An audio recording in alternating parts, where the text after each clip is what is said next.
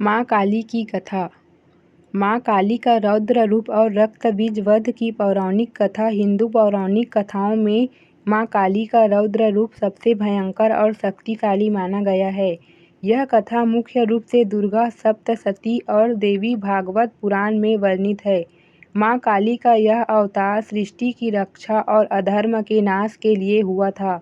असुर रक्त बीज का आतंक और वरदान। प्राचीन काल में रक्त बीज नाम का एक अत्यंत शक्तिशाली और क्रूर असुर था। उसने कठिन तपस्या करके ब्रह्मा जी से एक अद्भुत वरदान प्राप्त किया था। वरदान यह था कि जब भी उसके शरीर से खून की एक भी बूंद धरती पर गिरेगी तो उस खून की बूंद से हूबहू उसके जैसा ही बलशाली एक नया राक्षस उत्पन्न हो जाएगा। इस वरदान के अहंकार में आकर रक्त बीज ने तीनों लोकों में हाहाकार मचा दिया।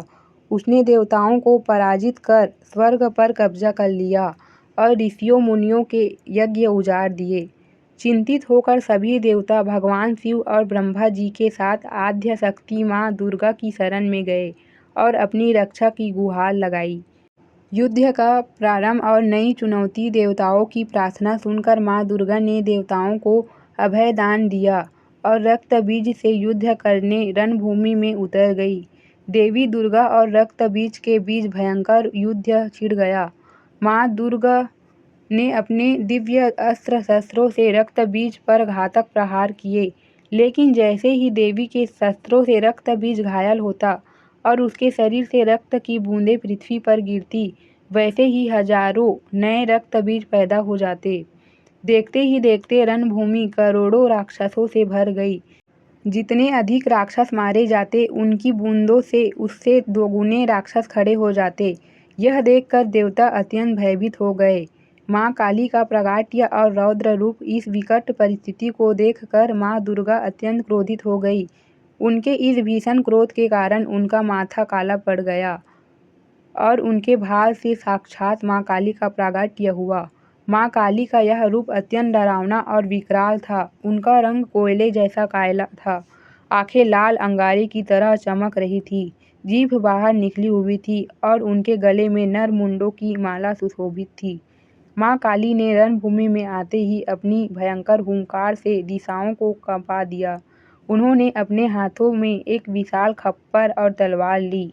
इसके बाद माँ काली ने एक अद्भुत युक्ति अपनाई। उन्होंने अपनी विशाल जीभ को फैलाकर पूरी रणभूमि को ढक लिया। जैसे ही माँ दुर्गा असुर रक्त बीज पर प्रहार करती, माँ काली अपनी जीभ फैलाकर उसके शरीर से गिरने वाले रक्त को धरती पर गिरने से पहले ही अपने मुख में चाट लेती और खप्पर में भर लेती। रक्त बीज का वध और महाविनाश। धरती पर खून न गिरने के कारण नए राक्षसों का बनना बंद हो गया।